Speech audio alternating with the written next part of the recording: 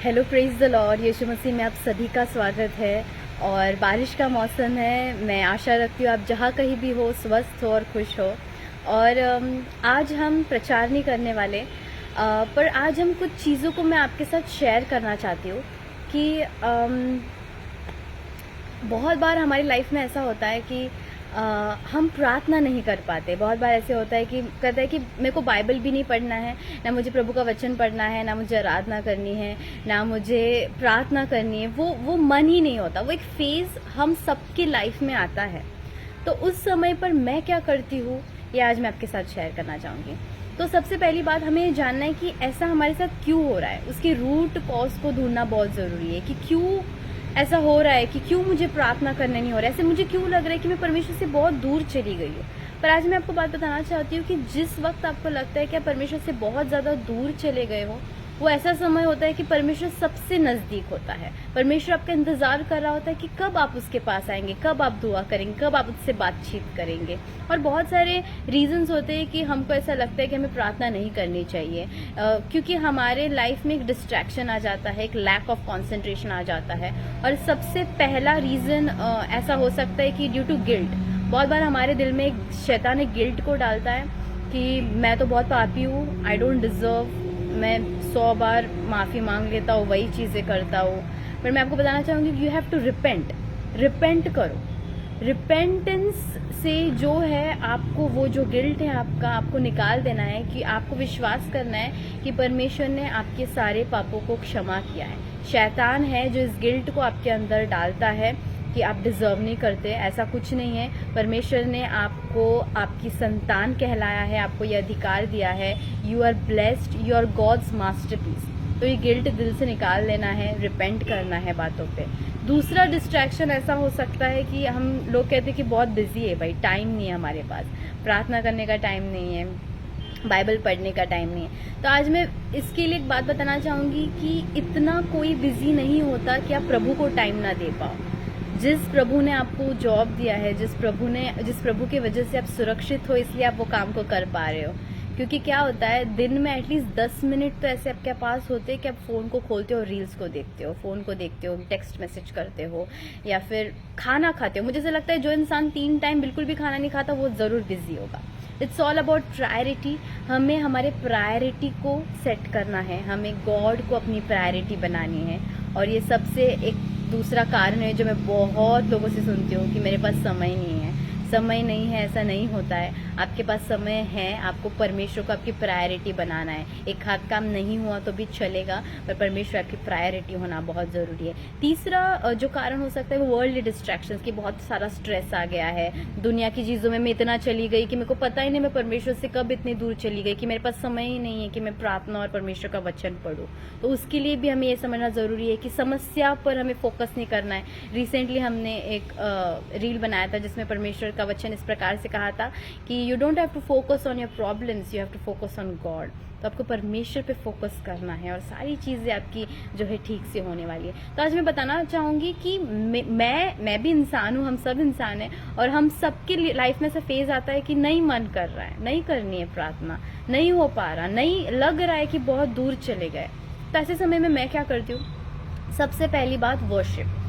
तो शैतान सबसे पहली चीज़ आपके अंदर से कोई रोकना चाहेगा तो वो है आपके द्वारा की आराधना, क्योंकि आराधना में बहुत ताकत है। और मैं बताना चाहूँगी कि मेरे को बहुत बार ऐसे होता है, तब मैं क्या करती हूँ, just go and sit alone, अकेले जाके बैठो, गॉस्पेल सॉन्ग सुनो। जब आप परमेश्वर के गीतों को सुनोगे, उसके गीतों को गाओगे, आपके अंदर कार्य होना शुरू होगा। क्या होता है, आप जब डिप्रेशन में होते हो, आप सेक्युलर सॉन्ग्स को सुनते हो, वो सेक्युलर सॉन्ग्स आपको और डिप्रेशन देंगे, टू बी वेरी ऑनेस्ट, क्योंकि उसमें लिरिक्स ही वैसे होते हैं कि वो आपको बताएगा कि हाँ तो डिप्रेशन में और चला जा, और वो आपका दिल तोड़ने वाले ही गाने होते हैं।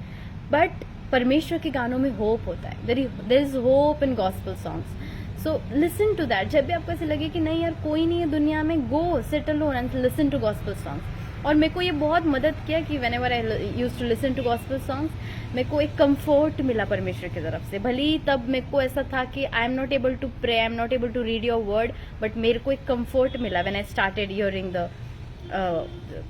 Gospel songs. दूसरा मुझे ऐसा लगता है मैं जो चीज़ें ट्राई की वो है टू टॉक टू गॉड। अब आप कहेंगे कि प्रार्थना ही करने नहीं हो रहा, तो how I am going to talk to God.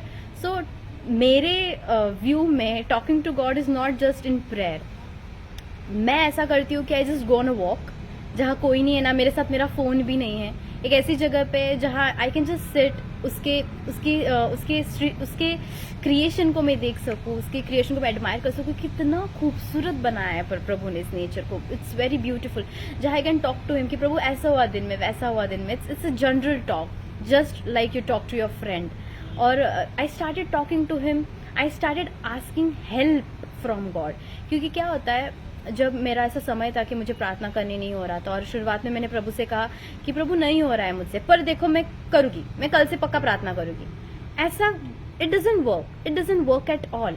पर जब मैंने प्रभु के हाथों में समर्पित किया, व्हेन आई स्टार्टेड सबमिटिंग, तब मेरे को समझा कि नहीं प्रभु, तेरे बिना मैं कुछ नहीं कर सकती, तू मुझे मदद कर, यू हेल्प मी, आप मुझे मदद करो कि मैं प्रार्थना करने पाऊँ।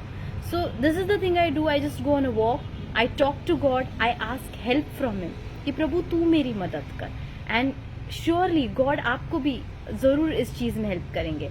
तीसरी चीज़ जो मैं करती हूँ, आई रीड साम्स या तो प्रोवर्ब्स। तो आप कहेंगे कि अभी बाइबल रीड करने का मन नहीं कर रहा, हाँ, तो ये एक फीलिंग होती है कि मेरे को रीड ही नहीं करना है, मेरा मन ही नहीं कर रहा। तो मेरे को जब ऐसी फीलिंग आती है कि मेरे को करना ही नहीं है, तब आई मेक श्योर कि मैं बाइबल खोल के एटलीस्ट साम्स या नीति वचन तो पढ़ूँ ही पढ़ूँ, क्योंकि उसमें प्रभु की स्तुति है, उसमें विजडम है। सो आई मेक श्योर कि आई गो अगेंस्ट दैट फीलिंग। मैं मेक श्योर करती हूँ कि मैं उस फीलिंग के अगेंस्ट जाऊँ, कि अगर मुझे वो फीलिंग बोल रही है पढ़ना नहीं है, तो अभी पढ़ना ही है।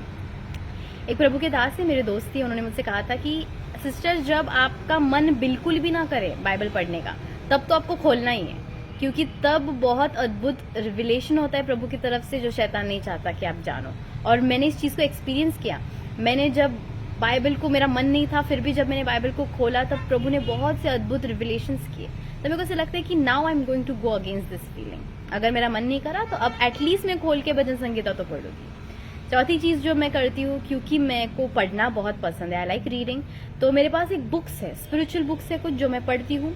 तो recently I am reading what happens when women walk in faith. So अभी मुझे रीडिंग में इंटरेस्ट, इसलिए मैं कहना चाहूँगी कि ऐसा था कि मैं बहुत बीमार थी पिछले दिनों में, तो मैं कुछ नहीं कर सकती थी, मेरे को ऐसा उठने भी नहीं हो रहा, तो मैंने सोचा कि मैं लेटे लेटे इसको पढूं। सो इसने मेरे फेथ को बहुत बढ़ाया।